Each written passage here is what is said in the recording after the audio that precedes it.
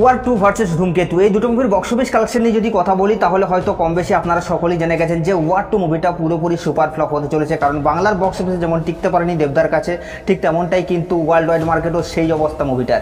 তো যাই হোক, এখন আমরা কথা বলবো যে ওয়ার 2 মুভিটা তার ডে 6 এসে কত টাকা বক্স অফিস কালেকশন করেছে। তো গাইস, আপনাদেরকে আমি জানিয়ে দিই, স্যাকনিলকের আর্লি এস্টিমেট বলছে যে এই মুভিটা তার ডে 6 এসে বক্স অফিস কালেকশন করছে প্রায় 6 কোটি টাকার মতো।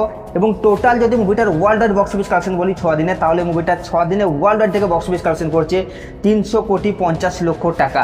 তো অলরেডি মুভিটা একটা ভালো বক্স অফিস অ্যামাউন্ট আনতে পেরেছে, কিন্তু যেভাবে মুভিটা ড্রপ দেখা দিচ্ছে তাতে করে মনে হয় মুভিটা হিট হতে পারবে না। মুভিটা অলরেডি সুপার ফ্লপের দিকেই এগোচ্ছে। এবং দেবদার মুভি ধূমকেতু তার ডে 6 এসে বক্স অফিস কালেকশন করছে প্রায় 1 কোটি 2 লক্ষ টাকার মতো। এবং টোটাল 6 দিনে মুভিটা বক্স অফিস কালেকশন করেছে 17 কোটি 49 লক্ষ টাকা। তো গাইস, এই মুভিটাও কিন্তু অনেকগুলো মুভির রেকর্ডকে অলরেডি ব্রেক করে দিয়েছে বাংলার বক্স অফিসে। তো দুটো মুভির বক্স অফিস কালেকশন নিয়ে আপনাদের কি মতামত নিজের কমেন্টে অবশ্যই জানাবেন। আর সাবস্ক্রাইব করে দাও নেক্সট ভিডিওর জন্য।